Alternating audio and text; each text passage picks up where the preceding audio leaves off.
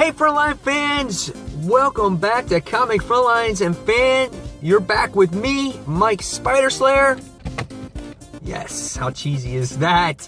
Getting ready to do that all-important comic book review so you, the fans, can make a decision of what comic books to buy. And today, guys, I just got done reading Spider-Man 2099 as I do this review in the car, and I thought this book was pretty good. You know, throughout the storyline of Spider-Man 2099, we've been seeing Miguel deal with the loss of his girlfriend, and then he finds out that she's alive, and then in the last issue, he recovers her, and now we get to kind of see them reunited in this possible issue. Peter David is the writer in this book, and Will Slaney is the actual artist. I thought the book was pretty good with the artwork this time, as we get to see a little bit of cameo Spider-Man in here. I thought he was drawn really nicely as well.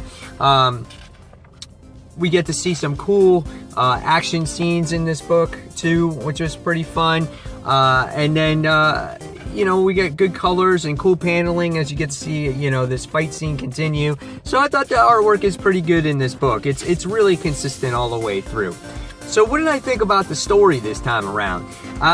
In this time, we wind up seeing Miguel recover Tempest, and you know, he's talking to her in actual while she's in her coma, and Miguel is very angry. We see that in this issue, and he basically just wants revenge for everything that's been going on. He can't believe she's alive, and he's trying to find out why Tempest's mom has kept her from Miguel, not telling him that she's alive, and things like that. So he goes back to Marco, and he starts doing another fight with him.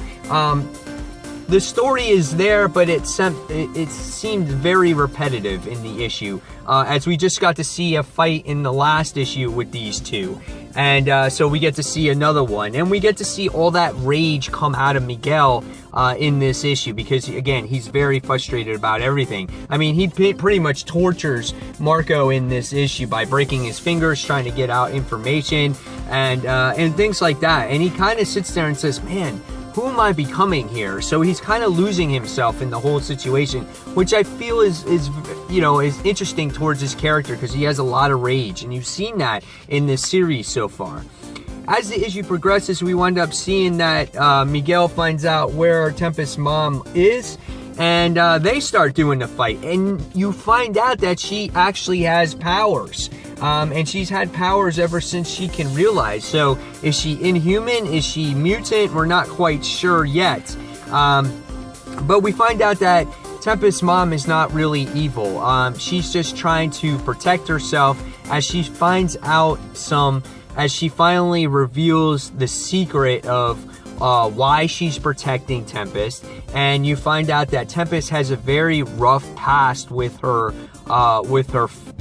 father and her stepfather, and it's just a lot of stuff going on. And so the book gets really deep by the time you get towards the end of the issue, and all of a sudden you get invested into this story. And then the next thing it does is it goes into this, you know, not so intriguing cliffhanger, as it reverts back to these villains that I almost don't care about. You go back to the guy that escaped from 2099, the villain. You wind up finding that inhuman character that fell into the snow, and they wind up finding her. And then you get to this leader, her name is like Asa, I think it is, and she's part of this fist. And I was like, oh, okay. So that was pretty much the story in a nutshell. And what did I think about it overall? I thought it was a good story because it progressed the story with Tempest. This time around, you found out the history with her fathers, you find out why her mother is protecting her, and I like that part of the story. However, the action parts felt very repetitive, as we got to see a fight with Marco already in the last issue, so that was repetitive.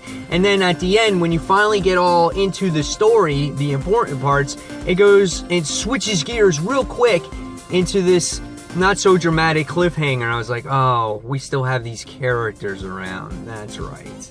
So with that being said, I can't give the book more really than a 3.75 out of 5 stars, as this book had really great moments in here and really good character development, but unfortunately the villains I don't care so much about, and the repetitiveness was a little bit overdone between issues. So there's my thoughts on Spider-Man 2099. Guys, tell me in the comments below, are you still reading this book? Do you care about this book? Are you on the fence about this book? And that's all, guys. So on behalf of Comic Frontline, this is Mike Spider-Slayer signing off, and we appreciate you, and we'll see you in the next comic book review. Take care, fans. See you soon. Bye.